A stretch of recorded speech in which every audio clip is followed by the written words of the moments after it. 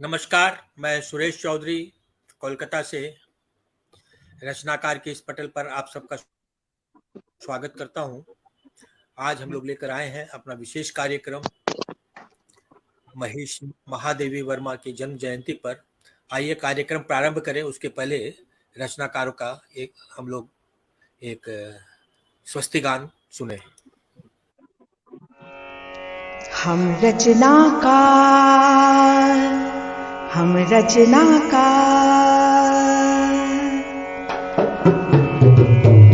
अक्षर अक्षर मिलकर कर देते चमत्कार, छंद गीत अलंकृत कर हम लाते निखार, लगा नवल अक्षत मस्तक लिखे रचनाकार। हम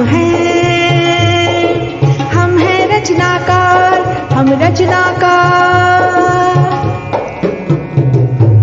अक्षर अक्षर मिलकर कर देते चमत्कार, छंद गीत अलंकृत कर हम लाते निखार, लगा नवल अक्षत मस्तक लिखे रचनाकार। हम हैं रचनाकार, हम रचनाकार।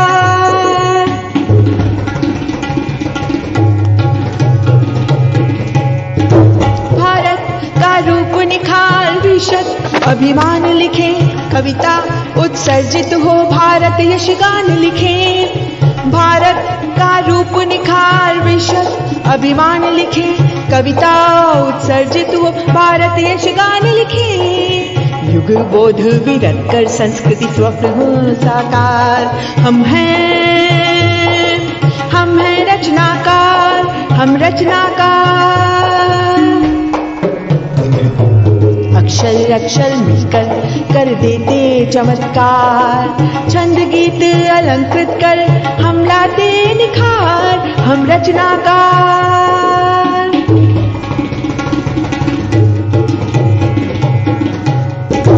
जन जन में ज्ञान हमारा, विज्ञान हमारा, वेद पुराण सत्य निष्ठा का मान हमारा।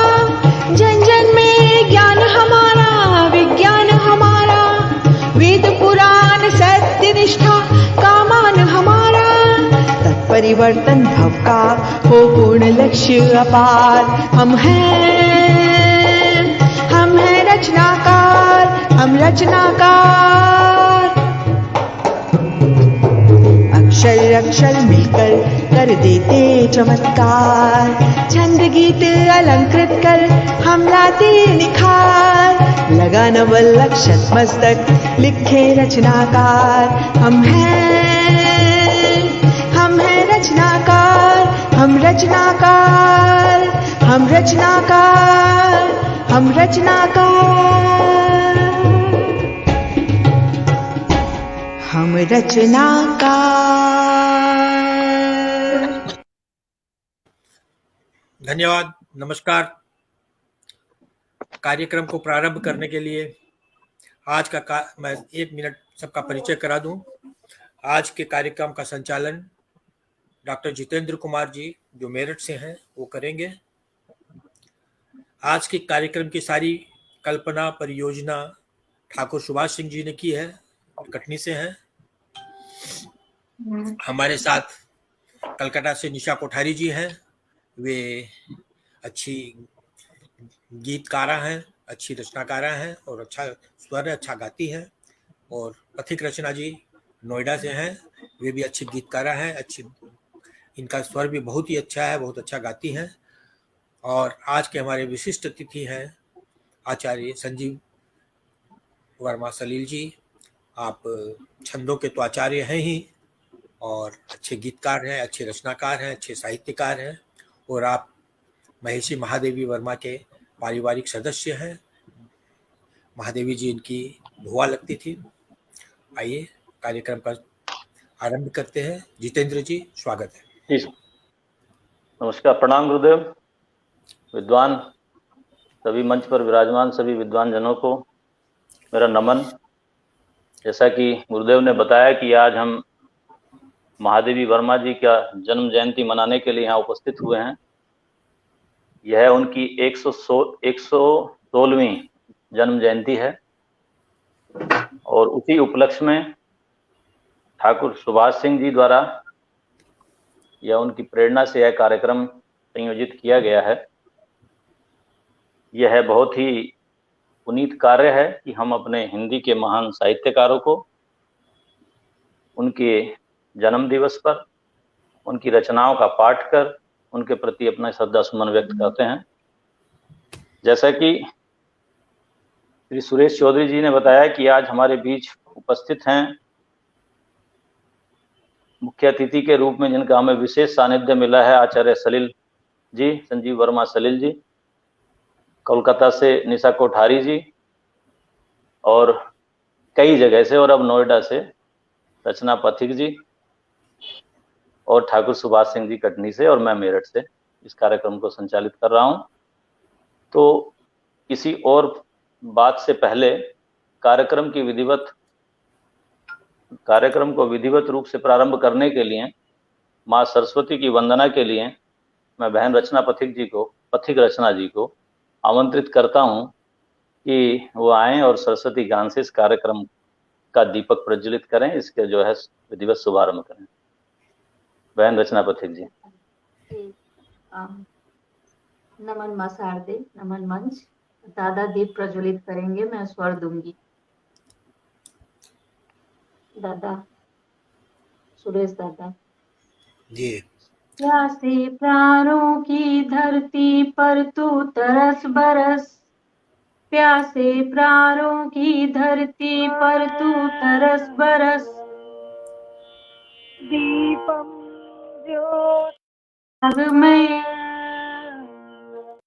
हे स्नेहमयी, हे किरणमयी, अनुरागमयी, स्वर जगा कुहा की इस पथराई बेला में, हे स्वर्णमयी, हे दयामयी, हे कलामयी, वाणी वीणा के तारों में भर दे कंपन, दे मुक्ति ज्वाल जो जला सके तम का बंधन, जीवन को संज्ञा मिले चरण को संशोधन, चाहिए मनुज को ज्ञान चेतना उत्बोधन, आदे दे नश्वर धरती को तू अमर गाथ, दे दिशा दे अमित सर्जना का विहार, मन के नंदन की जूही खिले 100 बार खिले, मन के नंदन की जूही खिले 100 बार खिले, कामना प्रतीक्षित अंजुलियों में धूप धार, तू आ बिखरी आशाओं को निर्माण मिले, तू गा सूखे कंठों को मधुमय गान मिले, तू बहा ज्ञान की अंगारी से अंतर में, वर देवाणी युग को अक्षय दिन मान मिले, वर देवाणी युग को अक्षय दिन मान मिले, कण कण को चूमे नवल चेतना का प्रभात, भूली भटकी मानवता पाए रश्मि द्वार, जग उठे दृष्टि में निखिल सृष्टि का सम्मोहन, वीणावाणी तुमको जन जन के नमस्कार, वीणावाणी तुमको जन जन के नमस्कार, वीणावाणी तुमको जन जन के नमस्कार। नमस्कार।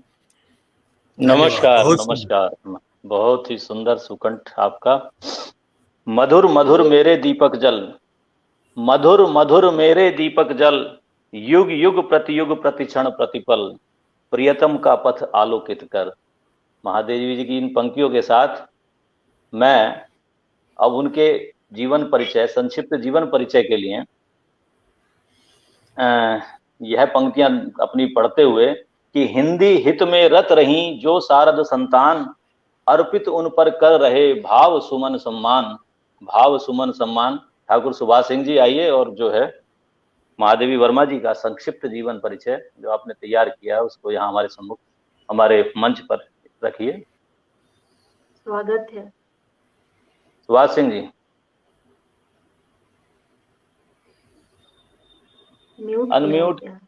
अनम्यूट कीजिए। सुभाष सिंह जी, जय शारदे मां। मंच को नमन।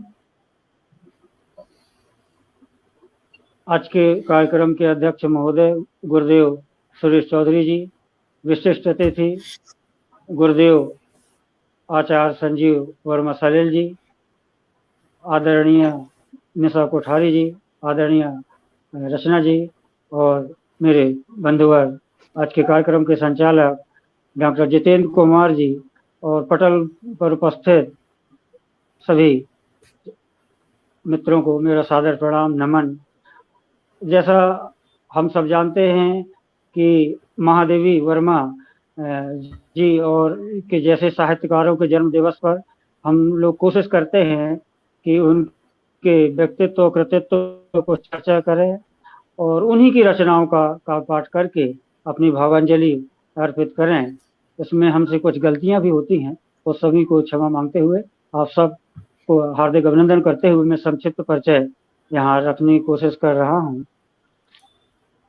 आदि की मीरा कही जाने वाली विरह वेदना की कवित्री का जन्म 26 मार्च 1907 को फर्रुखाबाद उत्तर प्रदेश के संपन्न परिवार में हुआ और लगभग 200 वर्षों से या 7 पीढ़ियों के बाद पहली बार पुत्री का जन्म हुआ था। तो इन्हें घर की देवी महादेवी मानते हुए और पुत्री का नाम महादेवी रखा गया। आपके पिता श्री गोविंद प्रसाद वर्मा भागलपुर कॉलेज में प्राध्यापक थे। माता श्रीमती हेमरानी देवी बहुत ही भावुक और धर्मपरायण माँ थी। आपकी शिक्षा दीक्षा इंदौर के मिशन स्कूल में प्रारंभ हुई। इसके बाद आपने इलाहाबाद विश्वविद्यालय से संस्कृत में एमए किया और संस्कृत, अंग्रेजी, संगीत और चित्रकला की शिक्षा आपको घर से ही प्राप्त हुई और 7 वर्ष की अवस्था से ही आपका काव्य लेखन प्रारंभ हो गया था। और आपका जो प्रमुख कार्य क्षेत्र है वो आपका लेखन, संपादन और अध्यापन ही रहा। और इलाहाबाद का जो प्रयाग महिला विद्यापीठ के विकास में आपका महत्वपूर्ण योगदान था। और इसके अलावा जो महिलाओं की प्रमुख पत्रिका थी 1923 में आपने चांद पत्रिका का कार्यभार संभाला और आपकी प्रमुख रचनाओं में निहार, रश्मि, नीरजा, सांदगी, दीपशिखा, सप्तपर्णा, प्रथम आयाम, अग्निरेखा। इसके अलावा आपने गद्य साहित्य में भी उसी तरह से पर्याप्त विविध विधाओं में लिखा और जिसमें संस्मरण और रेखा चित्र को तो आपने एक नए आयाम दिए। तो आपका रेखा चित्र जो अतीत के चलचित्र और स्मृति की रेखाएं, संस्मरण में पथ के साथी, मेरा परिवार और चुने हुए भाषणों का जो संकलन है संभाषण, वो 1974 में आपका आया। और निबंध की जो कड़ियाँ हैं जिसमें नारी चेतना और नारी के विकास और उनके अधिकारों की चर्चा ज़्यादा की गई, वो श्रृंखला की कड़ियाँ 1942 में। और विवेचनात्मक गद्य और साहित्यकार की आस्था तथा अन्य निबंध आपके थे। कहानियाँ भी आपकी बहुत प्रसिद्ध हैं जिसमें गुल्लू प्रमुख है। और बाल साहित्य में आपके 2 संस्करण आए। ठाकुर जी भोले हैं, जैसा कि हम जानते हैं कि ठाकुर जी भोले हैं 7 वर्ष की अवस्था में। बस 1 मिनट माफ कीजिएगा मुझे।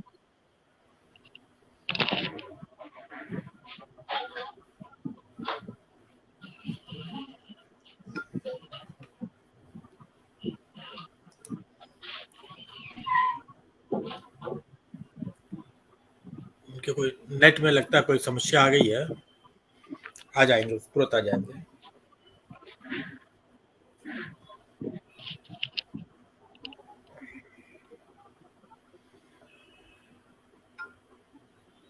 जी क्षमा कीजिएगा। और आपको जो प्रमुख पुरस्कार प्राप्त हुए उसमें 1943 में मंगला प्रसाद पारितोषिक और भारत भारती से आपको सम्मानित किया गया। और 1956 में आपकी साहित्य सेवा के लिए पद्म भूषण की उपाधि दी गई। और आपको यामा के लिए ज्ञानपीठ का पुरस्कार प्राप्त हुआ और 1988 में मरणोपरांत भारत सरकार ने पद्म विभूषण से सम्मान से सम्मानित किया। और आपने जिस तरह से गद्य और पद्य में बराबर लिखा है, उसमें मैं जो कुछ कथन है विद्वानों के, समालोचकों के, वो मैं एक दो कथन यहाँ रख करके संक्षिप्त परिचय देना, हम जितना ज़्यादा कह सकें वो सूर्य को दिया दिखाने के बराबर है। तो आचार्य विनय मोहन शर्मा जी कहते हैं कि छायावाद ने यदि महादेवी को जन्म दिया तो महादेवी ने छायावाद को प्राण दिए। इसी प्रकार सुमित्रा नंदन पंत जी कहते हैं कि महादेवी छायावादियों में एकमात्र वह चिरंतर भाव यौवना कवित्री हैं जिन्होंने नए युग के परिप्रेक्ष्य में राग तत्व के गूढ़ संवेदन तथा राग मूल्य को अधिक मर्मस्पर्शी, गंभीर, अंतर्मुखी, तीव्र संवेदनात्मक अभिव्यक्ति दी है। हजारी प्रसाद द्विवेदी जी कहते हैं कि सच्चाई यह है कि महादेवी व्यष्टि से समष्टि की ओर जाती हैं। उनकी पीड़ा, वेदना, करुणा और दुखवाद में विश्व की कल्याण कामना निहित है। निराला जी सुमित्रा नंदन पंत जी को आप राखी बांधती थी और आपके जो पूरा जो घर था वो एक चिड़ियाघर के रूप में था। आपके संस्मरण इतने अधिक प्रसिद्ध हैं कि हम उन संस्मरण को बार बार पढ़ना चाहते हैं। तो संक्षिप्त परिचय के बाद मैं एक जागरण गीत जो शांत गीत संकलन है उसमें से लिया गया, वो यहाँ मैं रखना चाहूँगा। जी स्वागत है सुभाष सिंह जी, बहुत सुंदर आपने परिचय का संक्षेप में बहुत महत्वपूर्ण बातें बता दी। रखिए अपना गीत, रखिए जागरण गीत महादेवी जी का। जी जी बहुत बहुत चिर सजग आँखें मुनी दी आज कैसा व्यस्त बाना, चिर सजग आँखें मुनी दी आज कैसा व्यस्त बाना, जाग तुझको दूर जाना, जाग तुझको दूर जाना, अचल हिमगिर के हृदय में आज चाहे कंप होले, अचल हिमगिर के हृदय में आज चाहे कंप होले, या प्रलय के आंसुओं में मौन अलसेद व्योम रोले, आज पिया लोक को डोले तिमिर की घोर छाया, आज पिया लोक को डोले तिमिर की घोर छाया, जाग या विद्युत शिखाओं में निठुर तूफान बोले, पर तुझे है नासपत पर तुझे है नासपत पर चिन्ह अपने छोड़ आना, जाग तुझको दूर जाना, जाग तुझको दूर जाना, बांध लेंगे क्या तुझे यह मोम के बंधन सजीले, पंथ की बाधा बनेंगे तितलियों के पर रंगीले, विश्व का क्रंदन भुला देगी मधुप की मधुर गुनगुन, क्या डुबो देंगे तुझे यह फूल दे दल ओस गीले, तू न अपनी चाह को, तू न अपनी चाह को अपने लिए कारा बनाना, जाग तुझको दूर जाना, जाग तुझको दूर जाना। बहुत बहुत धन्यवाद। बहुत सुंदर गीत और उसकी प्रस्तुति। जैसा कि हम जान रहे हैं कि आज हमारे पटल पर हमारे दो मनीषी, दो विद्वान उपस्थित हैं, आचार्य संजीव वर्मा सलील जी और सुरेश चौधरी सर। मैं आप दोनों से एक साथ निवेदन करता हूं कि आप दोनों अपने संस्मरणों के द्वारा या आपसी बातचीत के द्वारा जो भी आप लोगों को ज्ञात है, सलील जी को तो बहुत कुछ ज्ञात होगा, आचार्य जी को, तो आप लोग आपस में थोड़ी देर बात कीजिए जिसका हम आनंद लें, जिसके बारे में हमें महादेवी वर्मा जी के जीवन के संबंध में कुछ अनपढ़ी बातें, अनछुए पहलू हमें ज्ञात हों। आप दोनों लोग थोड़ी देर वार्तालाप कीजिए। जी, मैं आचार्य संजीव जी से एक बात और निवेदन है गुरुदेव आपसे कि आचार्य सलील वर्मा जी का कुछ संक्षिप्त सा परिचय भी साथ साथ दे दें। जी, आचार्य संजीव वर्मा सलील जी यूं तो पेशे से इंजीनियर हैं, परंतु साहित्य के बहुत बड़े साधक हैं और छंदों के अच्छे ज्ञाता हैं। छंदों के बारे में अगर आप प्रारंभिक फेसबुक टटोले या गूगल टटोले तो छंदों के बारे में जितना इन्होंने लिखा है उतना बहुत कम लोगों ने लिखा है। और मैं इस बात के अंदर स्वीकार करने में कोई संकोच नहीं करता हूं कि जिस समय मैं फेसबुक 2010 के आसपास ज्वाइन किया और मुझे छंदों का एक पैसा ज्ञान नहीं था, तब इनके फेसबुक के ऊपर और आर्टिकल पढ़कर मैंने बहुत कुछ सीखा। अच्छा, छंदों के ज्ञान में भी पैसा आ गया गुरुदेव? हाँ, छंदों के ज्ञान में भी आपका पैसा आ ही गया अंततः। तो काफी कुछ सीखा है इनसे और कई चीजें इनकी जो है आज भी ये निरंतर लिखते रहते हैं। अभी जैसे दुर्गा सप्तशती का ये अनुवाद कर रहे हैं, बड़ा सुंदर अनुवाद कर रहे हैं। दुर्गा सप्तशती का एक भावानुवाद मेरा किया हुआ है 2011 में, मगर मेरा तो छंदमुक्त अनुवाद है और इनका तो बहुत ही सुंदर और एक एक श्लोकों का बहुत ही गूढ़ अनुवाद कर रहे हैं। तो संजीव जी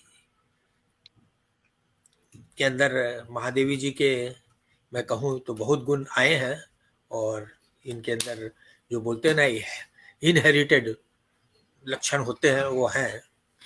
मैं संजीव जी कुछ बोले उसके पहले संजीव जी से एक प्रश्न करना चाहता हूँ। मैंने कहीं पढ़ा था संजीव जी कि महादेवी जी ने एक रामगढ़ के पर्वतीय स्थल पर एक बना रखी थी कुटिया और वहां पर बड़े बड़े साहित्यकार लोग वहां जाया करते थे और साहित्य साधना करते थे और आनंद लिया करते थे। जरा उसके बारे में मुझे बताइए। सबसे पहले तो माँ सरस्वती, भारत माता, नर्मदा मैया, हिंदी मैया और गौ माता को प्रणाम करता हूँ। आज के पटल पर उपस्थित सभी विभूतियों का अभिनंदन। भूपर मिले सुरेश जब, भूपर मिले सुरेश जब, जीव बने संजीव, निशा ज्योत्सना किरण दे, रखनव रचना नीव, हो सुभाष का संग यह, करे हमें संप्राण, जय जितेंद्र की कह सकें, शब्द ना हो निष्प्राण। अरे वाह।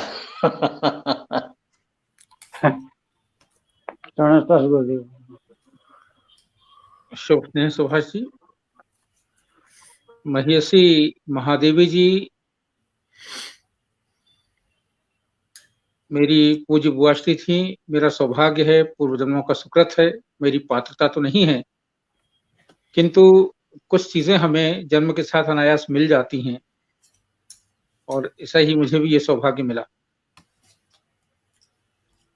सुरेश जी के प्रश्न पर आने के पूर्व मैं जितेंद्र जी की जिज्ञासा का समाधान करूं कि कुछ ऐसी बातें कहूं जो सामान्यतः लोगों तक न पहुंची हूं। मुझे ऐसा लगता है कि अगर यह अनुभूति करना हो कि मां सरस्वती के चरणों में बैठकर कैसा लगता हो,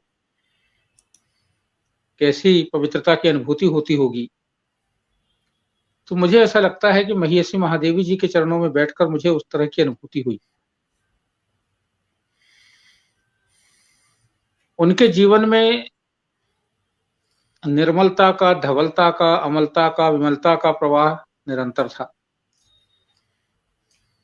उनके कक्ष की दीवारें सफेद चूने से पुती होती थीं। तखत के ऊपर चादर सफेद होती थी, तकिए का गिलाफ सफेद होता था, ओढ़ने का वस्त्र भी सफेद होता था। वे खुद सफेद रंग के ही वस्त्र पहनती थीं और जिस समय की मुझे स्मरण है उनके केश भी सफेद ही थे। उनका अपना वर्ण भी गौर वर्ण थी वो। और जितनी सात्विकता, जितनी सरलता, जितना माधुर्य मैंने उनके पास अनुभव किया, वो मुझे दोबारा अनुभव नहीं हुआ। इतनी महत्ता प्राप्त करने के बाद, इतना साहित्य रचने के बाद, उनके अंदर कहीं अहमन्यता नहीं थी, रंच मात्र भी अहंकार नहीं, कहीं यह प्रतीति नहीं कि मैंने कुछ किया है। सरलता क्या होती है, ये मैंने उनके पास बैठकर ही समझा।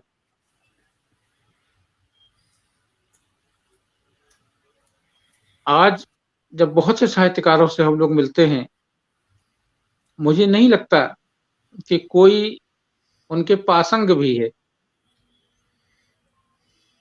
लोगों के अंदर यह चेतना बहुत ज्यादा है कि हमने क्या किया, हम क्या हैं। लेकिन जब अहम का वहम हो जाता है तो चिरंतन प्रभु वहां नहीं ठहरते। और महिषी जी के चरणों में, उनके कक्ष में जिस तरह की एक दिव्य अनुभूति होती थी, अवर्णनीय है, उसके लिए शब्द नहीं। अभी भाई सुरेश जी ने जो प्रश्न किया, उस भवन का नाम मीरा मंदिर था। हाँ, वाह। जहां तक मुझे स्मरण है, उन्होंने मीरा मंदिर का निर्माण कराया था। लेकिन उस मीरा मंदिर में जो उनका उद्देश्य था, वो उद्देश्य उनके रहते समय ही बहुत हद तक पूरा नहीं हो पाता था। और उसके बाद की स्थिति तो अब मुझे उससे अवगत नहीं हूं। नैनीताल से लगभग 25 किलोमीटर दूर वो स्थान था। रामगढ़ कस्बे में उमागढ़ गांव है एक, उमागढ़ में उन्होंने अपना एक बंगला बनाया था, जिसका नाम उन्होंने मीरा मंदिर दिया था। और वहां साहित्यिक आयोजन तो, अनुष्ठान तो होते ही थे। बाद में वो एक संग्रहालय बना दिया गया था। वर्तमान में उसकी क्या स्थिति है, मैं उससे बिल्कुल अवगत नहीं हूं। अगर नैनीताल के कोई मित्र संपर्क में हो तो वो शायद बता पाएं कि अब उसकी क्या स्थिति है। इलाहाबाद में उन्होंने जो साहित्यकारों के लिए संस्था बनाई थी, वो समाप्त हो गई है। उनका बंगला भी अब शेष नहीं है। उन्हें जो पुरस्कार की राशियां मिली थी, वो उन्होंने साहित्यकार संसद को ही दे दी थी। एक नया पैसा भी उन्होंने अपने पास कभी नहीं रखा। लेकिन जिन भी लोगों ने उसे संभाला, वो सब काल के गाल में समा चुका है। एक बात और, महिषी महादेवी जी के अपने एक पीढ़ी पहले, अपने समकालिक और अपने बाद की एक पीढ़ी के साहित्यकारों से बहुत निकट, बहुत आत्मीय, बहुत पारिवारिक संबंध थे। और जितनी सरल वो थी, समय ने उनके साथ छल करने से चूक नहीं की। एक बार वो दद्दा के पास गई थी, चिरगांव। दद्दा अर्थात मैथिलीशरण गुप्त जी। और वहां दद्दा के किसी रिश्तेदार ने, क्योंकि वो दद्दा को बड़ा भाई मानती थी, उस रिश्ते का हवाला देकर उनसे उनकी किताबों के कॉपीराइट ले लिए थे। और दुर्भाग्य की स्थिति ये हुई, महर्षि का साहित्य ही बहुत लंबे समय तक प्रकाशित नहीं किया गया। उनकी पुस्तकें बाजार में अनुपलब्ध हो गईं। और जब राजकमल प्रकाशन में शीला संधू जी ने उनकी कुछ किताबें छापी, तो उन महोदय ने आगरा में केस कर दिया। शायद आगरा है, झांसी जिसमें कोर्ट में किया हो। और हिंदी के दुर्भाग्य से वे केस को जीत गए। राजकमल ने प्रकाशन ने किताबें छापना बंद कर दी। भुआश्री की किताबों पे उनके स्वजनों का भी कोई स्वत्व या अधिकार नहीं रह गया, क्योंकि वो उस तरह व्यक्तिवाद, परिवारवाद या वंशवाद में विश्वास करती ही नहीं।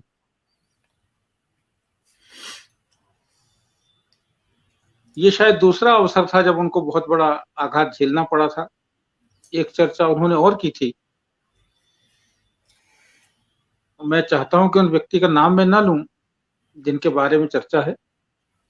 उनसे बहुत से साहित्यकार राखी बंधवाया करते थे। उनमें सर्वप्रथम तो नाम निराला जी का था, दूसरे सुमित्रानंद जी पंत, तीसरे इलाचंद्र जी जोशी, एक साहित्यकार जबलपुर के नर्मदा प्रसाद खरे जी हैं जिनको राखी वो बांधती थी, अपना भाई कहती थी। और इनके अलावा भी साहित्यकार एक है जिनको वो राखी, जिन्होंने राखी उनसे जिद करके बंधवाई थी। मुझे बुआ जी ने खुद बताया कि जब वो राखी बंधवाने के लिए पहुंचे तो मैंने कहा कि भाई मेरे तो बहुत भाई हो गए, मुझे और भाई बना के क्या करना है। लेकिन उन्होंने हट पकड़ लिया, महियसी से बहुत छोटे थे, नहीं नहीं वो तो सब आपके साथ के साहित्यकार है, मैं तो आपका छोटा भाई हूं, मैं तो बिना राखी बंधवाए आपके दरवाजे जाऊंगा ही नहीं। तो उन्होंने बताया कि मैंने विवशता में उनको राखी तो बांध दी, मना करने से जब वो नहीं माने तो, लेकिन मुझे अंतर मन से कुछ अच्छा सा नहीं लग रहा था। और कुछ समय बाद ये बात हुई, वो मेरे पास आए और कहने लगे कि मुझे एक पुरस्कार या सम्मान के लिए आप अनुशंसित कर रहे हैं।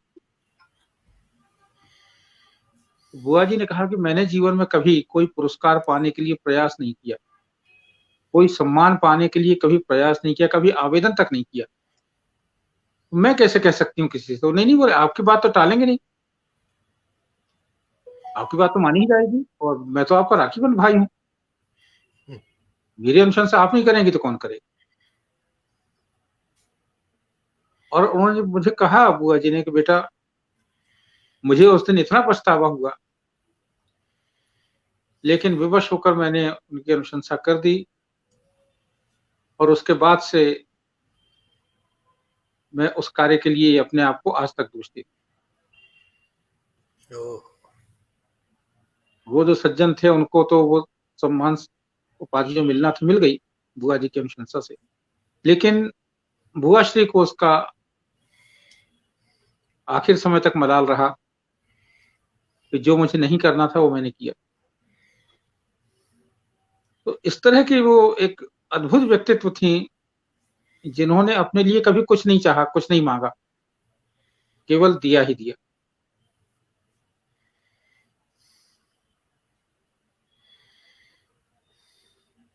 तो सुरेश जी के प्रश्न का समाधान तो हो ही गया है, जितेंद्र जी ने जो पूछा था उसकी भी कुछ चर्चा हो गई जी। अब संजीव जी एक प्रश्न और आता है सामने। हाँ जी जी, हाँ कहिए।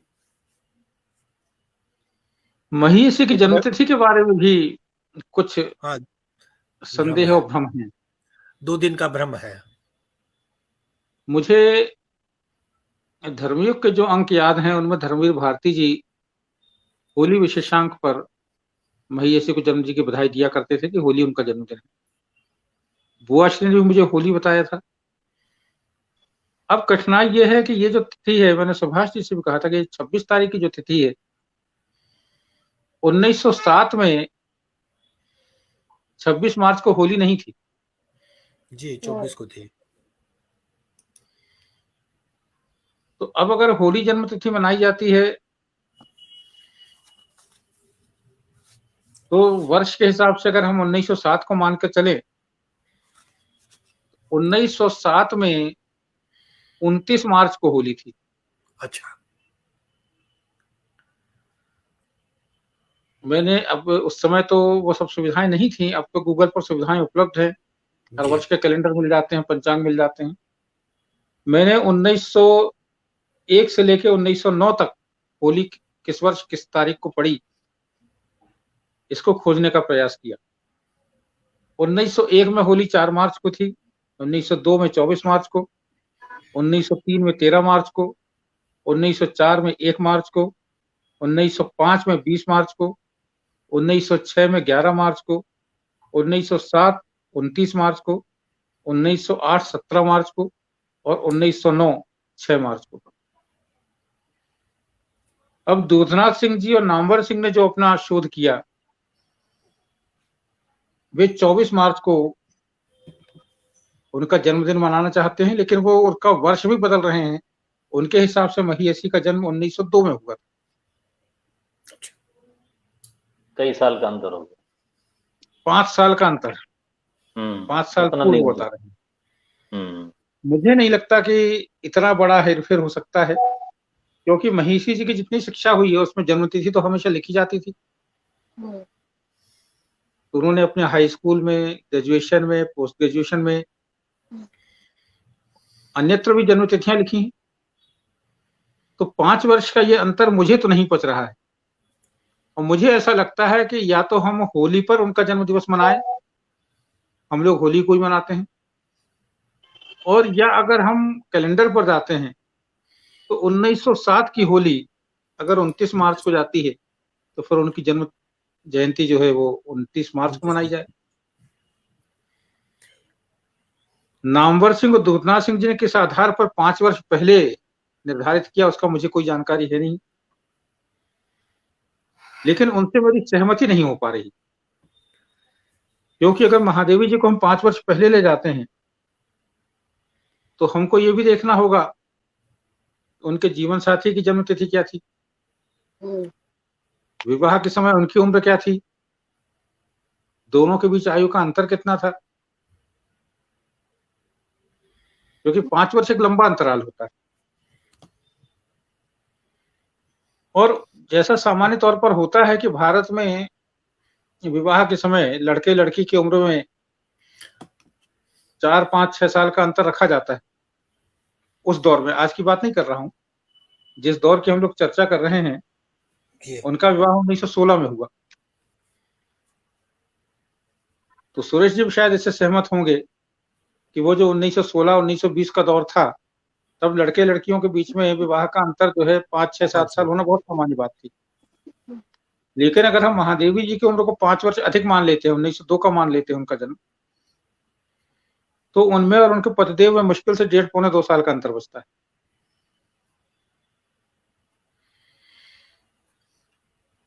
तो इसलिए मुझे लगता है कि ये जो 1902 की थ्योरी है, ये मुझे कम से कम सहमति मेरी उससे नहीं है। जी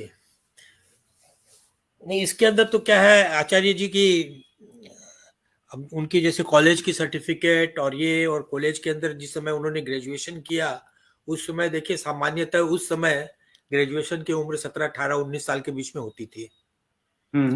क्या उम्र रही होगी उससे भी हम लोग तय कर सकते हैं। 5 साल एक बड़ा समय है। अगर 5 साल हम पीछे ले जाते हैं और 17 साल की उम्र में हुई तो 22 साल की उम्र में ग्रेजुएशन हुआ, जो कि सामान्यतः यह पचती नहीं है, यह बात पचती नहीं है। तो इस हिसाब से भी देखें तो हम लोग भी इसको प्रतिवेदन दे सकते हैं, गूगल में भी दे सकते हैं प्रतिवेदन की भाई गूगल के रिकॉर्ड्स के अंदर इसको ठीक करो।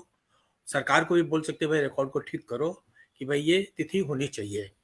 और एक बात और है, जैसा आपने कहा कि यही बात निराला जी के जन्मदिन के लिए भी होती है कि निराला जी का जन्मदिन सामान्यतः वसंत पंचमी के रोज मनाया जाता है, मगर तिथि की तारीख के हिसाब से गड़बड़ है, तो होली के दिन मनाए, बहुत अच्छी बात है। जैसे निराला जी का वसंत पंचमी के रोज मनाना चालू कर दिए और होली के दिन मनाया जाए, तो ये सुधार के लिए प्रयत्न करना पड़ेगा।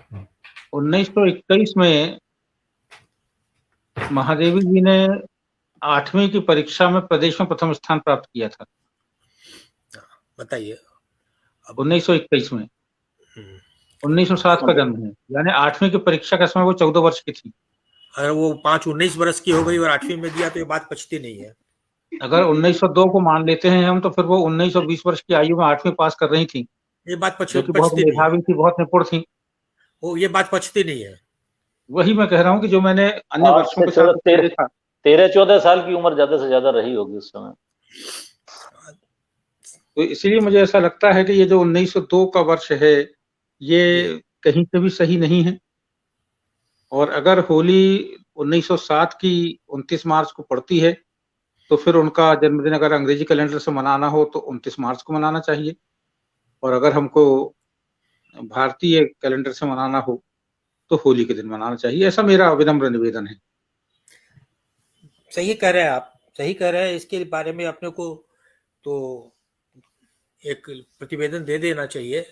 दूसरी बात, आपने बहुत ही अच्छी बात बताई है कि भाई आयु का जो है एक घटनाक्रम के हिसाब से भी हम लोग आयु को तय कर सकते हैं। जैसे आपने 8वीं क्लास के घटनाक्रम के हिसाब से बताया, तो एक आयु तय होती है। एक जगह मेरे एक हमारे एक है परिचित है, शरद तिवारी, वो अभी अमेरिका में रहती है, प्रयागराज की है वो।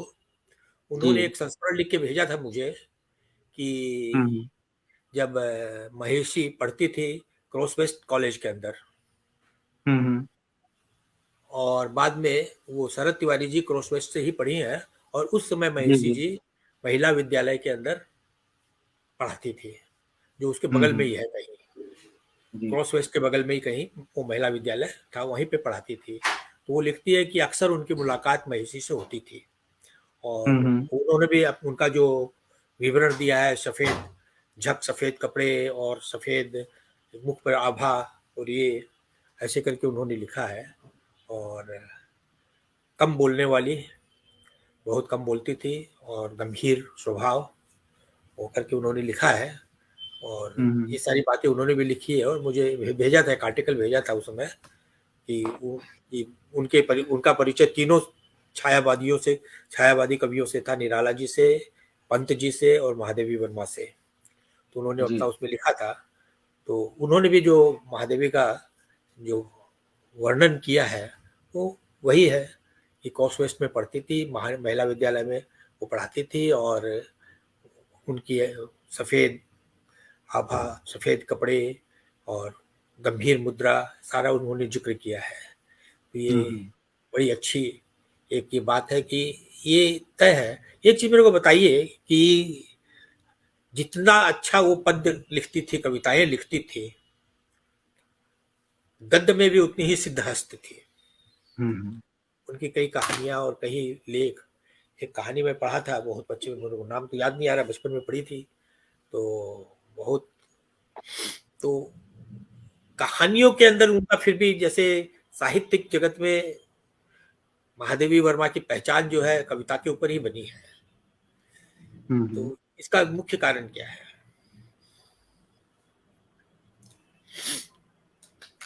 मुझे ऐसा लगता है कि महेशी का मूल्यांकन सही अर्थों में अभी तक नहीं हो पाया है। उसका एक कारण है कि हमने बचपन से उनको अपनी पाठ्य पुस्तकों में पढ़ा, और वहां ये बता दिया गया कि वे छायावाद की बहुत बड़ी स्तंभ थी।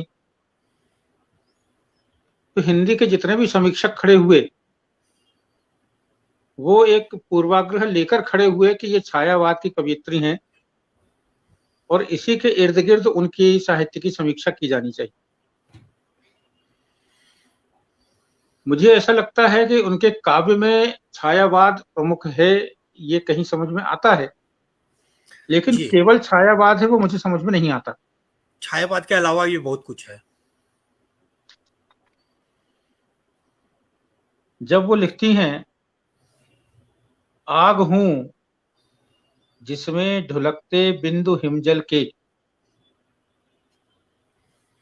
तो ये आग होना अपने आप में कहीं क्रांति धर्मिता का संकेत करता है। और वे गांधी जी के सत्याग्रहों से जुड़ी थी। उनके काव्य में एक बहुत प्रबल भावधारा राष्ट्रीयता की भी है, जिसकी चर्चा सामान्यतः नहीं होती। जी। मेरे निश्वासों में बहती रहती झंझावात, आंसू में दिन रात प्रलय के घन करते उत्पात, कसक में विद्युत अंतर्ध्यान। यहाँ जितने बिंब आते हैं, प्रलय के घन जो उत्पात कर रहे हैं, विद्युत अंतर्ध्यान में है, झंझावात हो रहा है, ये सारे के सारे संकेत जो हैं, ये स्थापित मूल्यों को बदलने के लिए, तोड़ने के लिए, परिवर्तन करने के लिए संघर्ष करते मन के, और इस मनस्थिति को लेकर उनका मूल्यांकन लगभग नहीं हुआ। आपने गद्य की चर्चा की। महादेवी के गद्य में आजकल हम स्त्री विमर्श की बात बहुत सुनते हैं साहित्य में, ये विरूपित स्त्री विमर्श है। लेकिन स्त्री विमर्श की शुरुआत महादेवी जी से होती। जी, आपको अच्छे से मालूम होगा कि भारत का प्रथम कवयित्री सम्मेलन 1932 में इन्होंने किया था। उसका संयोजन महादेवी जी ने किया था एकदम सही सुभद्रा बात। कुमारी चौहान जी की अध्यक्षता में। और उसकी अध्यक्षता अपनी बाल सखी सुभद्रा कुमारी चौहान से कराई थी। महादेवी जी प्रगतिशील साहित्यकारों के संगठन से भी जुड़ी थी। जी, और जो वो लिखती हैं उन्हीं के शब्दों को मैं पढ़ रहा हूं। आधुनिक नारी पुरुष के और अपने संबंध को रहस्यमयी जिज्ञासा से आरंभ करके उसे वहीं स्थिर रखना चाहती है, जो संभवतः उसे किसी स्थायी आदान प्रदान का अधिकार नहीं देता। संध्या के रंगीन बादल या इंद्रधनुष के रंग हमें क्षणभर विस्मय विमुक्त कर सकते हैं, किंतु इससे अधिक उनकी कोई सार्थकता हो सकती है, यह हम सोचना भी नहीं चाहते। आज की सुंदर नारी भी पुरुष के निकट और कोई विशेष महत्व नहीं रखती। उसे स्वयं भी इस कटु सत्य का अनुभव होता है, परंतु वह उसे परिस्थिति का दोष मात्र समझती है। आज पुरुष के निकट स्त्री प्रसादित श्रृंगारित स्त्री तो मात्र लेकर खड़ी है। वह यह मानना नहीं चाहेगी, परंतु वास्तव में सत्य यही है।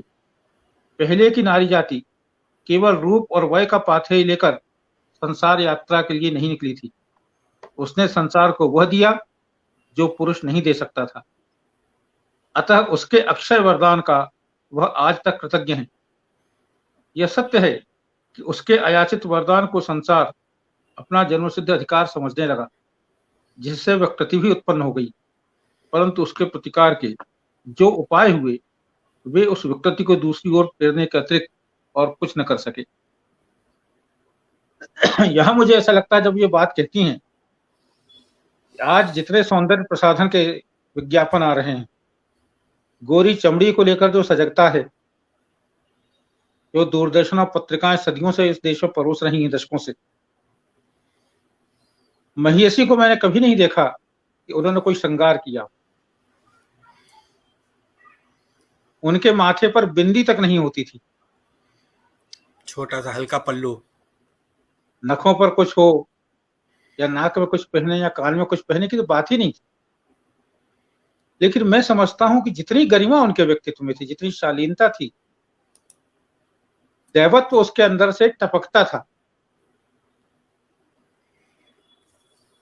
आज भारत सुंदरी और ब्रह्मांड सुंदरी को देखकर भी सौंदर्य की वो प्रतीति नहीं होती जो महिषी को देखकर होती थी। और अपने गद्य में उन्होंने इस बात को बार बार लिखा है कि नारी अपने आप को सजा संवार कर परोसती क्यों? उससे अपनी बुद्धिमत्ता पर, अपनी गरिमा पर, अपने सृजन पर भरोसा क्यों नहीं? और ये मैंने अभी भी अनुभव किया कि जब हम लोगों ने ऑनलाइन ये कार्यक्रम शुरू किए, खासकर जब कोरोना की विभीषिका हुई और प्रतिदिन कहीं ना कहीं से 20 मित्रों के जाने के समाचार आते थे, लोग बहुत निराश थे, यहाँ तक कि मोबाइल की घंटी बजते डर लगता था कि क्या खबर मिलेगी। सही बात। तब हम लोगों ने प्रतिदिन दैनिक ऑनलाइन कक्षाएं शुरू की, भगवत गीता पर, मानस पर, संत समागम, उपनिषद वार्ता और इस तरह के बहुत से कार्यक्रम। और मुझे बहुत अफसोस ये हुआ कि जब मैंने उसके लिए महिलाओं से संपर्क किया तो उनका एक आग्रह होता कि भाई ऑनलाइन हमें मत बुलाओ, ऑडियो ले लो, वीडियो मत बुलाओ। बोले बहुत समय लगता है सजने संवरने में, तैयार होने में। मुझे भी मैं तो फेस करनी पड़ी ये वैसा बैठ सिचुएशन जाता हूँ जी। मैं तो जैसा जहां होता हूँ, जो समय हुआ, मैं जिस स्थिति, जो कपड़े पहना हूं, बैठ जाता हूँ। यहाँ कोई मैं सौंदर्य एकल प्रतियोगिता के लिए पाठ थोड़ी कराने आया में हूं। मुझे भी ये सब सुनना पड़ा। एकल पाठ जब मैं करा रहा था तो मुझे भी ऐसा कुछ सुनने को मिलता था। बिल्कुल सही कह रहे हैं आप आचार्य जी। मतलब ये प्रश्न वही है कि जो प्रश्न महादेवी जी उठा रही थी, ये अपना गद्य लिखते समय, आधुनिक नारी, इसका शीर्षक जी। इस निबंध का। जी। तो जब वो आधुनिक नारी लिखते समय जिस मानसिकता को देख रही थी, वो तब से आज शतगुना गई। जी। और उसके बाद नारियों का बहुत ज्यादा आंदोलन इस पे उग्र है कि हम सारे अधिकार दे दिए जाएं। चौधरी सर, ये कार्यक्रम ज्यादा देर चल सकता है क्या, 1 घंटे से ज्यादा?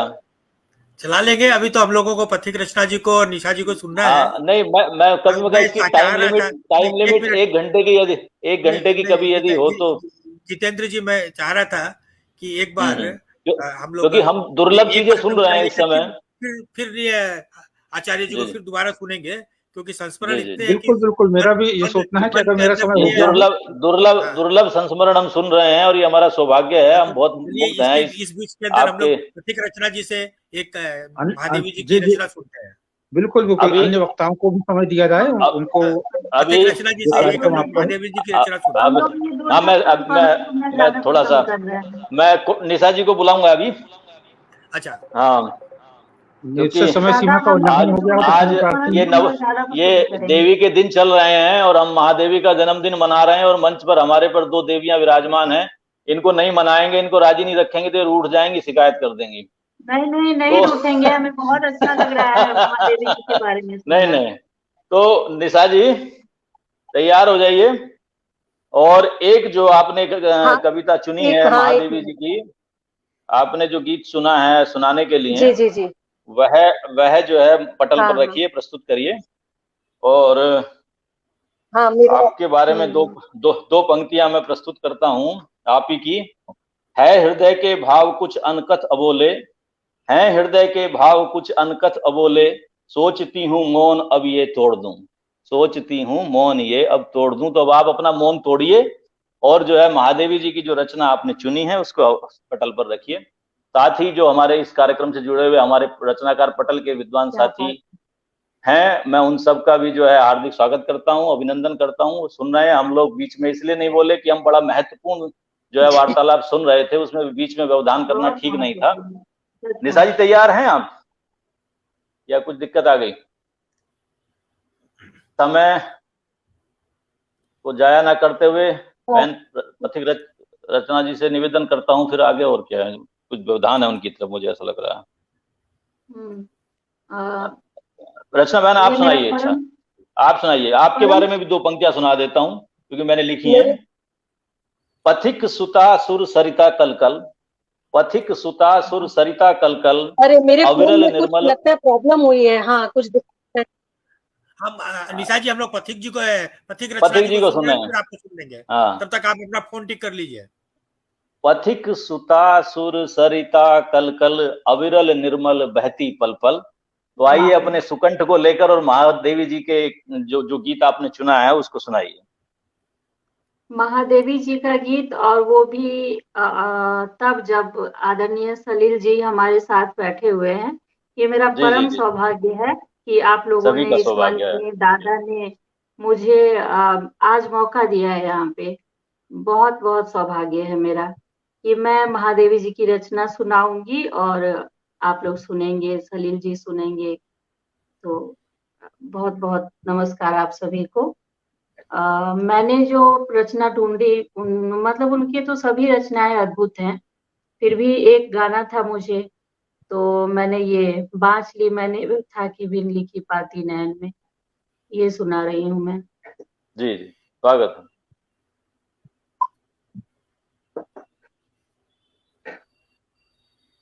बांच ली मैंने व्यथा की, बिन लिखी पाती नयन में, आँच ली मैंने व्यथा की, अनलिखी पाती नयन में, बाँच ली मैंने व्यथा की, बिन लिखी पाती नयन में, आँच ली मैंने व्यथा की, अनलिखी पाती नयन में।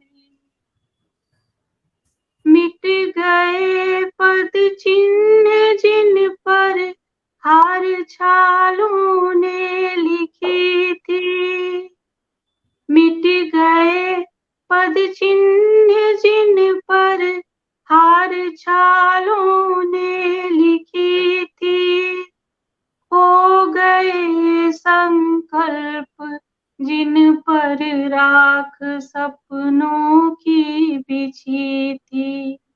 आज जिस आलोक ने सबको मुखर चित्रित किया है, आज जिस आलोक ने सबको मुखर चित्रित किया है, जल उठा वह कौन सा दीपक बिना बाती नयन में।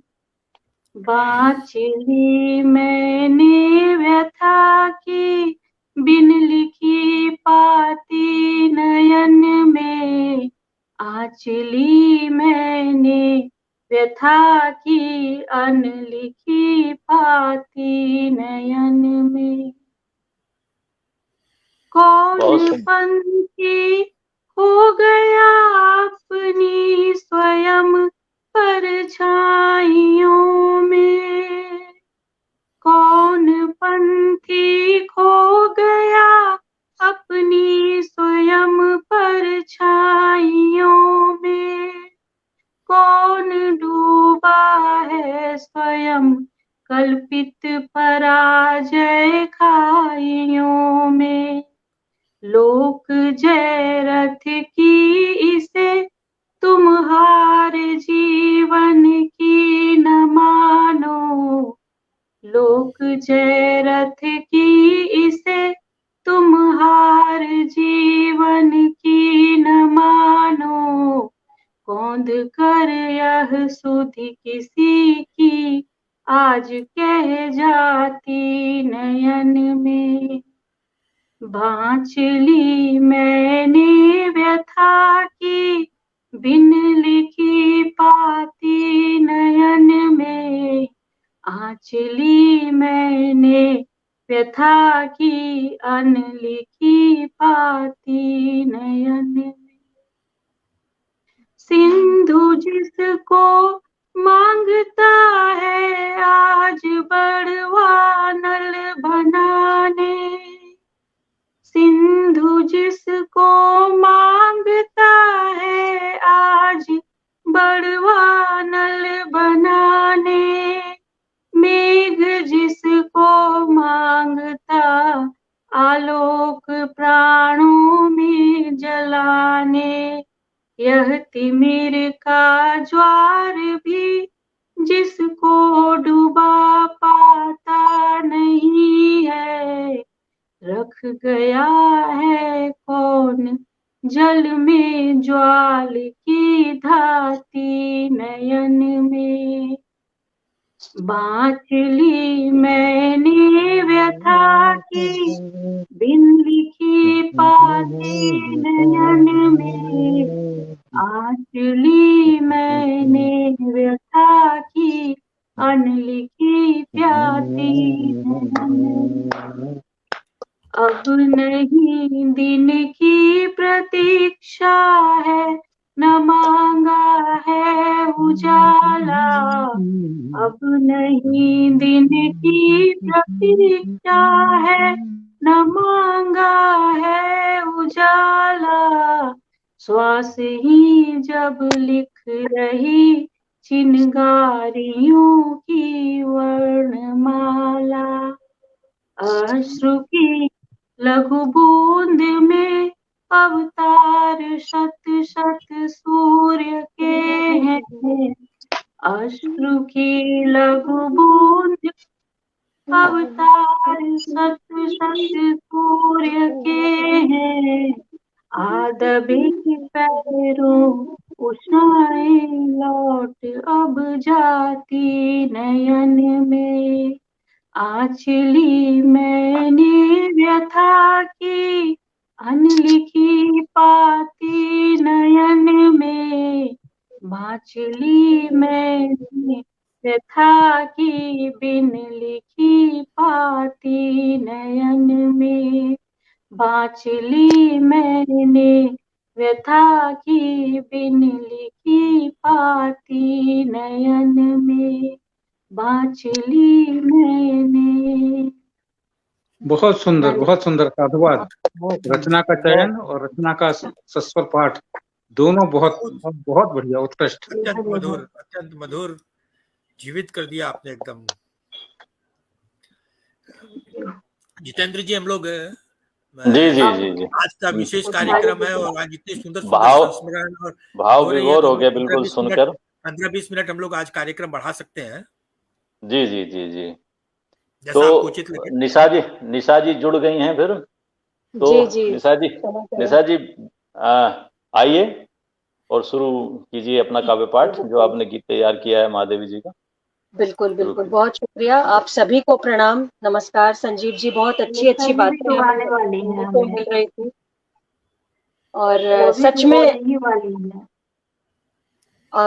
में ये ऐसा है ना, ऐसे जो कार्यक्रम होते हैं, हम बहुत ईमानदारी से बताएं, मेरा अध्ययन बहुत कम है, मतलब मैंने बहुत कम पढ़ा है, मुझे ज्यादा ज्ञान नहीं है कुछ भी, तो मेरे लिए बहुत अच्छा होता है। मतलब कि इतना रोचक लगता है ना मेरे को, जैसे कोई बच्चे को कहानी सुनाता है जिसे पहले से कुछ नहीं पता है। तो बिल्कुल इतना अच्छा लग रहा था ये सारी बातें सुनने में, कि जिन्हें देखकर बचपन में जिनको पढ़कर एक रुचि जागी कविताओं के प्रति, उनके बारे में जब ये सब बातें, ऐसा लगता है अच्छा वो भी इस धरती पे थे, वो भी हमारी तरह इंसान थे, वो भी ऐसा करते थे। तो बहुत रोचक लगता है और बहुत अच्छा लग रहा था संजीव जी जब आप बातें बता रहे थे उनके बारे में। और शायद यही उपलब्धि है कि और करीब से इन व्यक्तित्व को हम जानने मिलता है हम लोगों को। और एक गीत जो मैंने उनका चुना है, ये इत्तफाकन आपने भी उस गीत की एक पंक्ति अपने वक्तव्य में अभी संजीव जी ने भी कोट की थी, और न जाने क्यों मुझे भी ये गीत छू गया दिल को। एक द्वैत से कैसे अद्वैत की तरफ उनका प्रेम जो है महादेवी जी का। खैर, मैं गीत पढ़ती हूँ आप सबके समक्ष। बीन भी हूँ मैं तुम्हारी, रागिनी भी हूँ, बीन भी हूँ मैं तुम्हारी, रागिनी भी हूँ, बीन भी हूँ मैं तुम्हारी, बीन भी हूँ मैं तुम्हारी, रागिनी भी हूँ, बीन भी हूँ मैं तुम्हारी, रागिनी भी हूँ, नींद थी मेरी अचल निस्पंद कण कण में, प्रथम जागृति थी जगत के प्रथम स्पंदन में, प्रलय में मेरा पता पद चिन्ह जीवन में, शाप हूँ जो बन गया वरदान बंधन में, कूल भी हूँ कूलहीन, कूल भी हूँ कूलहीन, प्रवाहिनी भी हूँ, बीन भी हूँ मैं तुम्हारी, रागिनी भी हूँ, बीन भी हूँ मैं तुम्हारी, रागिनी भी हूँ, नयन में जिसके जलद वह तृषित चातक हूँ, शलभ जिसके प्राण में वह निठुर दीपक हूँ, फूल को उर में छिपाए विकल बुलबुल हूँ, एक होकर दूर तन से छाह वह चल हूँ, दूर तुमसे हूँ अखंड, दूर तुमसे हूँ अखंड, सुहागिनी भी हूँ, बीन भी हूँ मैं तुम्हारी, रागिनी भी हूँ, बीन भी हूँ मैं तुम्हारी, रागिनी भी हूँ, आग हूँ जिसके ढुलकते बिंदु हिम जल के, शून्य हूँ जिसको बिछे है पावड़े पल के, पुलक हूँ वह जो पला है कठिन प्रस्तर में, हूँ वही प्रतिबिंब जो आधार के उर में, नील नग भी हूँ सुनहली, नील नभ नील घन भी हूँ सुनहली, दामिनी भी हूँ, बीन भी हूँ मैं तुम्हारी रागिनी भी हूँ, बीन भी हूँ मैं तुम्हारी रागिनी भी हूँ, बहुत नाश सुंदर, बहुत भी हूँ, नाश भी हूँ मैं, अनंत विकास का क्रम भी, त्याग का दिन भी, चरम आसक्ति का तम भी, तार भी, आघात भी, झंकार भी, गति भी, पात्र भी, मधुप भी, मधुर विस्मृति भी, तार भी, आघात भी, झनकार भी, गति भी, पात्र भी, मधुप भी, मधुर विस्मृति भी, अधर भी हूँ और स्मित की, अधर भी हूँ और स्मित की, चांदनी भी हूँ, बीन भी हूँ मैं तुम्हारी रागिनी भी हूँ, बीन भी हूँ मैं तुम्हारी रागिनी भी हूँ, बीन भी हूँ मैं तुम्हारी रागिनी भी हूँ। बहुत बढ़िया, बहुत बढ़िया, बहुत बढ़िया।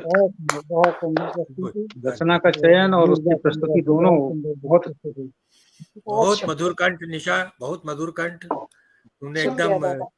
इस कविता के अंदर जीवन प्रदान कर दिया। ऐसे लग रहा था कि क्या, मैं तो प्लेबैक सुन रहा हूँ, मुझे तो ऐसे लगने लगा था। दादा आप ज्यादा तारीफ करते हैं, लेकिन अच्छा लगा मेरे को। हम सच्ची बताएं, मेरे को अरे पढ़ के बहुत मजा आया मेरे को। और मैंने नहीं इस नहीं, चक्कर में जो 10-15 गीत जो महादेवी जी के पढ़े हैं ना, वो मुझे लगता है वो हासिल है मेरा आज के इस कार्यक्रम में आने का। तो मुझे बहुत मजा बहुत आया। बहुत बढ़िया, बहुत बढ़िया। धन्यवाद आपका, बहुत बहुत। आपने बहुत मन से सुनाया और जो है हम लोगों को मंत्र मुग्ध कर दिया, सुनने वालों को, सभी को। महादेवी जी को आधुनिक युग की मीरा कहा जाता है और हिंदी साहित्य जगत में उनको सर्वाधिक लोकप्रिय महिला साहित्यकार के रूप में जाना जाता है।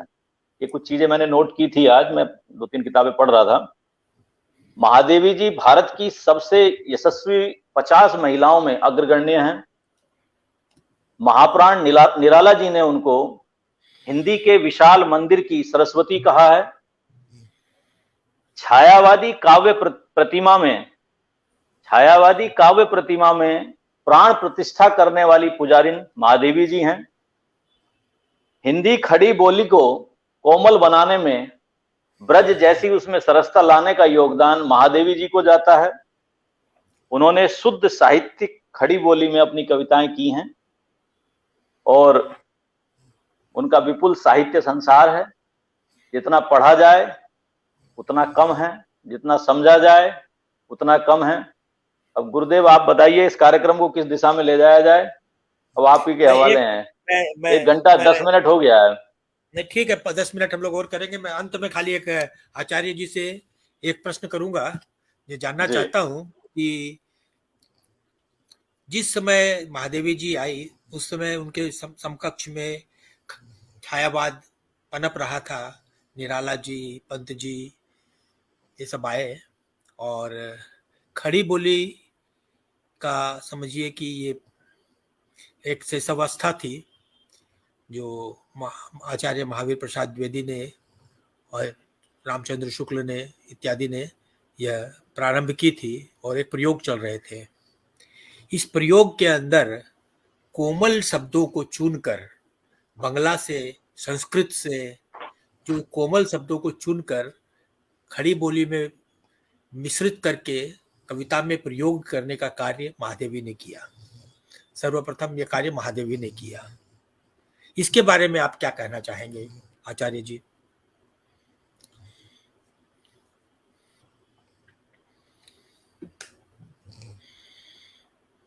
प्रिय बंधु, मुझे लगता है कि महादेवी जी के बारे में जैसे उन्हें आधुनिक मीरा कहने का भी प्रयास किया गया, जी मुझे नहीं लगता कि महादेवी जी को अगर विष का प्याला दिया जाता तो वो उसको पी लेती।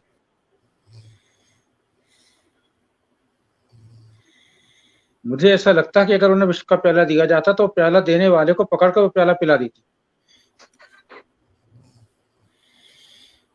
उनकी जो कोमल कांत पदावली है उसको छायावाद की छाया में जब तक हम देखेंगे तब तक वह हमें वहीं सीमित रखेगी। मुझे लगता है कि गद्य और पद्य एक सिक्के के दो पहलू होते हैं जी। और किसी रचनाकार का सही मूल्यांकन करना हो तो उसकी पद्य रचनाओं के साथ उसकी गद्य रचनाओं को भी पढ़ना चाहिए, पढ़कर तब निष्कर्ष निकालना चाहिए। महादेवी जी अपने पद्य में जगह जगह संकेत देती हैं। अब तरी पतवार लाकर तुम दिखा मत पार देना, आज गर्जन में मुझे बस एक बार पुकार देना। वो गर्जन में पुकारने की बात करती हैं, आलिंगन में बंधने की बात नहीं करती। और गर्जन जो होता है, गर्जन प्रणय में नहीं होता है। गर्जन तर्जन विप्लव होता है, विद्रोह होता है, संघर्ष होता है, टकराव होता है। और वो टकराव में पुकारे जाने का आह्वान करती हैं। ज्वार की तरणी बना मैं इस प्रलय का पार पालूं। समुद्र में ज्वार के समय भी वो नाव बनकर उस ज्वार के ऊपर सवार होना चाहती। मुझे ऐसा लगता है कि उनको छायावाद के चश्मे से देखने के कारण उनके अंदर जो क्रांति धर्मिता थी, जो परिवर्तन की चाह थी, जो समय के साथ जूझने का भाव था, जो राष्ट्रीयवाद था, जो स्त्री विमर्श था, उसके तत्व उनके काव्य में देखे ही नहीं गए। और अगर इन अभी जो दो गीत प्रस्तुत किए गए और जो गीत इन्होंने और पढ़े हैं, अगर यही लोग उन गीतों में स्त्री विमर्श को ढूंढे, उसमें प्रगतिवाद ढूंढे, उसमें क्रांति धर्मिता ढूंढे, उसमें राष्ट्रवाद ढूंढे, तो वो सारी चीजें उसमें अंतर्निहित हैं। मैंने जितनी पुस्तकें या जितनी विवेचना पढ़ी महादेवी जी के बारे में, सब एक बंधी बंधाई लीक पर चलते चले गए हैं कि आधुनिक मीरा और छायावाद, आधुनिक मीरा और छायावाद। और मुझे दुख होता है कि जब लोग शोध कार्य करते हैं, पीएचडी करते हैं, तो अगर आज से 50 साल पहले वाले ने कहा कि वो आधुनिक मीरा और छायावादी थी और आज का शोध छात्र वही कह रहा है, तो नया क्या हुआ? शोध क्या हुई? पुनरावृत्ति तो हुई। हम लीक से हटकर सोच ही नहीं रहे हैं, यही कठिनाई। और बुआश्री को जितना मैंने जाना है, उन्होंने जीवन के पल पल में क्रांति को जिया। उनके जीवन में कहीं भ्रांति नहीं थी। और चूंकि क्रांति थी इसलिए शांति थी। एक भ्रांति यह भी है कि क्रांतिकारी जो है वो शांत होता है। जो क्रांति आप शांति से करते हैं उससे बड़ी क्रांति नहीं हो सकती। महिषी जी को किसी ने उद्विग्न नहीं देखा, कभी क्रोधित नहीं देखा, आप शब्द कहते नहीं सुना, लेकिन उनकी वाणी का प्रभाव उनके रचना काल से लेकर आज 100 वर्षों बाद तक घटा नहीं है, बढ़ते ही जा रहा है। देश विदेश में, नई पीढ़ी में। और एक बड़े दुख की बात है कि जिन मूल्यों को महादेवी जी ने जिया, उनके विवाह का प्रसंग शायद आप लोग जानते हो। उस समय बाल विवाह हुआ करते थे और महादेवी जी केवल 9 वर्ष की थी जब उनका विवाह कर दिया गया, और उनके पतिदेव 15 वर्ष के थे, 15-16 वर्ष के बीच के। वो इंटर पढ़ रहे थे, महादेवी जी शायद 7वीं में होंगी। और उस समय विवाह के बाद तुरंत बच्ची जो है वो ससुराल नहीं जाती थी। कुछ वर्षों के बाद गौना होता था, उसके परिपक्व होने पर, बड़े होने पर, तब जाती थी। उनके पतिदेव ने इंटर किया, फिर वो मेडिकल कॉलेज में लखनऊ में पढ़ने के लिए चले गए, बोर्डिंग में रहते थे। महादेवी जी इलाहाबाद में छात्रावास में रहती थी, और मेडिकल कॉलेज का छात्र अपनी पत्नी से मिलने इलाहाबाद तक ना जाए, इसको क्या कहेंगे आप? लेकिन पूरे उस दौर में ना तो उनके पतिदेव ने मिलने की कोशिश की, ना महादेवी जी ने मिलने की कोशिश की। और जब महादेवी जी व्यवस्थित हो गई अपने करियर में, उनके पतिदेव डॉक्टर बनकर निकल गए, प्रैक्टिस शुरू कर दी, तब वो अपने परिवार के बड़े लोगों की आज्ञा लेकर महादेवी जी को लेने आए। और बुआ जी ने उस समय तक महात्मा गांधी के सामने ब्रह्मचर्य का व्रत ले लिया था। उन्होंने यही कहा कि मैंने तो ब्रह्मचर्य का व्रत ले लिया है, मुझे देश की सेवा में लगना है, मैं दाम्पत्य जीवन का निर्वहन नहीं कर सकूंगी। और तब उनके पतिदेव ने एक प्रश्न किया कि तुम मेरी विवाहिता पत्नी हो, अगर तुम्हें स्मरण ना हो तो अपने घर के बड़ों से पूछ लो, मेरे घर के बड़ों से पूछ लो, मैं उसके बाकी प्रमाण भी दे दूं। तो उन्होंने कहा नहीं, मैं आप पर अविश्वास थोड़ी कर रही हूँ, मुझे मालूम है कि हमारी शादी हो चुकी। तो उन्होंने कहा अगर शादी हो चुकी तो तुम्हें ब्रह्मचर्य व्रत किसने दिलाया? पति की अनुमति के बिना तो पत्नी ब्रह्मचर्य ले नहीं सकती। तो किसने तुम्हें दिलाया? उस आचार्य से बुलाओ, मैं उससे बात करूंगा, उसने कैसे किया। तो उन्हें उत्तर मिला कि आचार्य को बुलाने की जरूरत थोड़ी है, मुझे तो आत्मविश्वास था कि मैं जो निर्णय करूंगी आप उसका समर्थन कर देंगे, क्योंकि आप मेरे पति हैं। अब इसके आगे डॉक्टर साहब निरुत्तर हो गए कि हाँ पति तो हूं, और अगर तुमने मुझसे अपेक्षा की मैं तुम्हारा समर्थन करूं तो मुझे उस अपेक्षा को खड़ा उतरना चाहिए, कैसे विरोध करूं। महिषी ने कहा कि मैं आपको अनुमति देती हूं कि मैं तो वैवाहिक जीवन जीऊंगी नहीं, आप दूसरा विवाह कर लें, आपको मैं पूरी तरह से सहमत हूं। तो उन्होंने कहा नहीं, अगर तुम मेरी पत्नी हो, तुमने ब्रह्मचर्य ले लिया तो मेरा ब्रह्मचर्य हो गया, अरे बाप, मैं कैसे दूसरा विवाह कर सकता हूं। और उन्होंने आजीवन विवाह नहीं किया। ये समर्पण भाव दोनों तरफ अब देखिए, एक नारी इस जीवन को जी रही है, एक पुरुष इस जीवन को जी रहा है, और उनके प्रपौत्र प्रपौत्रियां क्या कर रहे हैं? वो लिव इन में जाकर अपने टुकड़े करवा रहे हैं। स्त्री विमर्श महादेवी जी ने जी कर दिखाया या श्रद्धा और निर्भया ने जी के दिखाया? स्त्री की गरिमा कहाँ है? हम कहां से चले थे और कहां आ गए? आज अगर महादेवी जी उतर आए इस भू पर, प्रभावती जी उतर आए इस भू पर, तो शायद शर्म से डूब मरेंगे इन पीढ़ियों को देखकर। जयप्रकाश और प्रभावती जी पति पत्नी थे, लेकिन उनके बीच में जीवन में कभी भी दैहिक संबंध नहीं हुआ। एक दूसरे के प्रति पूर्णतः समर्पित, एक दूसरे के साथ पूरा लगाव, सुख दुख में साथी। रामकृष्ण परमहंस और शारदा मां पति पत्नी थे, लेकिन कभी दैहिक संबंध नहीं हुआ। और उनकी ये भावी पीढ़ी जो आ गई है, आज की पीढ़ी, ये 16 और 18 साल में लिव इन में भाग रही है। बड़ा दुर्भाग्य है आचार्य जी की आज के दिन कि संबंधों की का कोई मूल्य नहीं रह गया है। संबंध जो है, संबंधों की पराकाष्ठा जिसको बोलिए, वो अवनति की ओर चली गई है। तो प्रिय सुरेश जी, मेरा यही चिंता का विषय है कि जब हम इन व्यक्तित्वों पर बात करते हैं तो हमसे चूक कहाँ हुई? हम इन व्यक्तियों के, इन महामानवों के जीवन मूल्यों को अपने बच्चों में आरोपित क्यों नहीं कर पाए? क्योंकि इन महामानवों का और इन महिषियों का जो व्यक्तित्व है, इन्हें पूरी तरह चित्रित नहीं किया गया, पढ़ाया नहीं गया। इतिहासकारों ने, साहित्यकारों ने अपने स्वार्थ पर इसे छिपाया है, इसे उजागर नहीं किया। मुझे ऐसा लगता है सुरेश जी, हमको अपने अंदर झांकना पड़ेगा।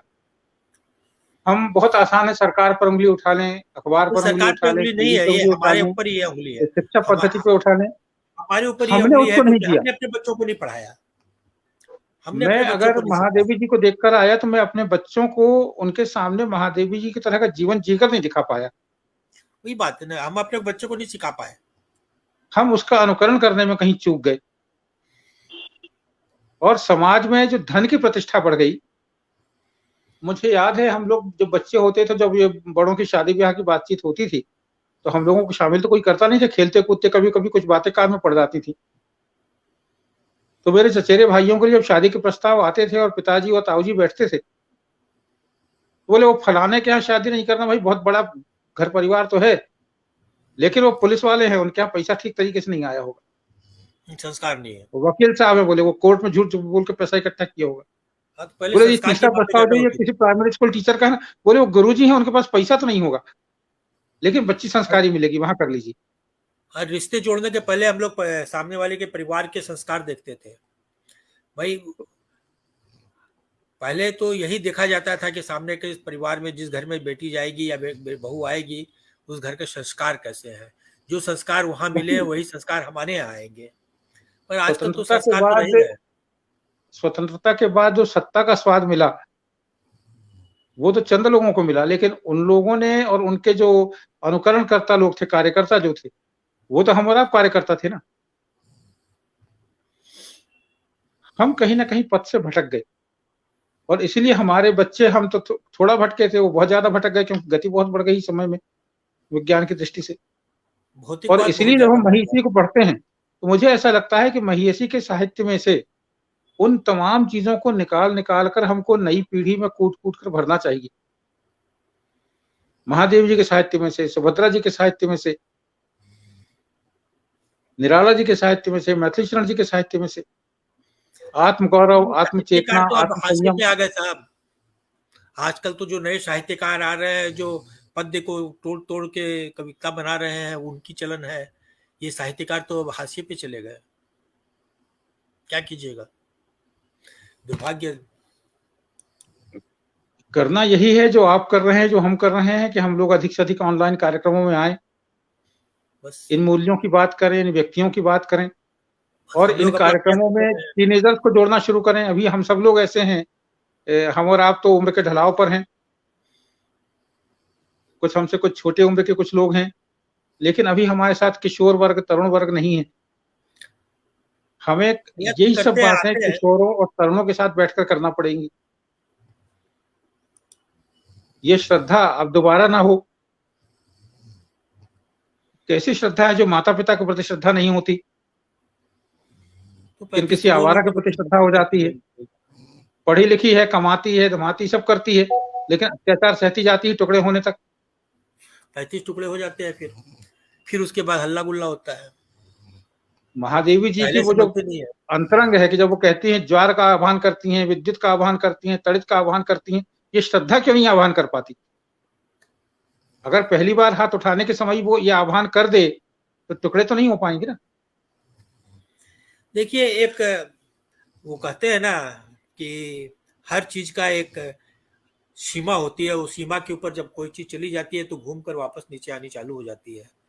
तो ये जो दुराचार और या जो भी बोलेंगे असंस्कारिक बातें हो रही हैं, जो बर्ताव आ रहे हैं हमारे समाज में आ रहे हैं, लोगों में आ रहे हैं, वो एक लिमिट तक पहुंचकर फिर अपने आप जब वो रबड़ खींच के टूट जाएगा तभी जाके स्थिति ठीक होगी, उसके पहले नहीं होगी। अब मैं आपको बताता हूँ, कलकत्ता के अंदर हमारे जान पहचान में ही है, 2 लड़कों ने आपस में विवाह कर लिया। बहुत जोर सारे मीडिया में, संसार भर के अंदर, मीडिया के अंदर वो फैला। बाकायदा हल्दी हुई, फेरे हुए, और क्या जो ब्याह में सब होता है ना, सब नेकचार हुए, 2 लड़कों ने किया।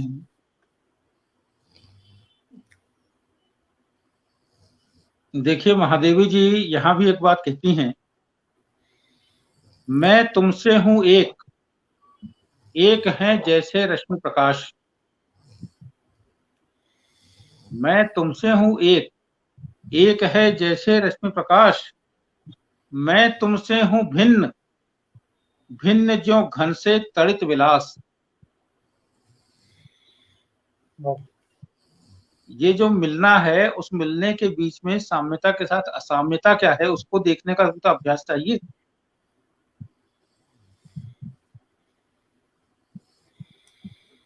इन रचनाओं में जीवन के वो तमाम सत्य हैं और इन सारे उलझनों से निकलने के सूत्र भी हैं जी। बशर्ते उन सूत्रों को व्याख्यायित किया जाए और उन सूत्रों को ग्रहण किया जाए। सही कह रहे हैं क्या पूजन, क्या अर्चन रे, उस असीम का सुंदर मंदिर, मेरा लघुतम जीवन रे। मेरी श्वासें करती रहती नित प्रिय का अभिनंदन रे, पदरज को धोने उमड़े आते लोचन में जलकण रे, अक्षत पुलकित रोम मधुर, मेरी पीड़ा का चंदन रे। चंदन को शीतलता के लिए जाना जाता है, सुख के लिए जाना जाता है, लेकिन जब पीड़ा को चंदन की तरह लगाया जाए तो दुनिया में आपको कौन हरा सकता है। सही बात। हमारी पूरी पीढ़ी सुख की तलाश में है। जब तक हम पीढ़ी को दुख का आलिंगन करना नहीं सिखाएंगे, पीड़ा को स्वीकारना नहीं सिखाएंगे। समस्या ये हो गई है कि अब बुद्धि प्रधान ज्यादा हो गया है हृदय प्रधान की जगह। तो उसी बुद्धि का खेल चल रहा है, भावों से दूर जा रहे हैं, विचारों को सही ढंग से समझ नहीं रहे हैं। यही सब भटकाव और उलझनों का दौर है, धीरे धीरे सेटल होगा। बुद्धि भी तो गलत दिशा में जा रही है। जी, बुद्धि गलत दिशा में जा रही है। बुद्धि में यदि भाव नहीं होता, हृदय में, मस्तिष्क में यदि हृदय में मस्तिष्क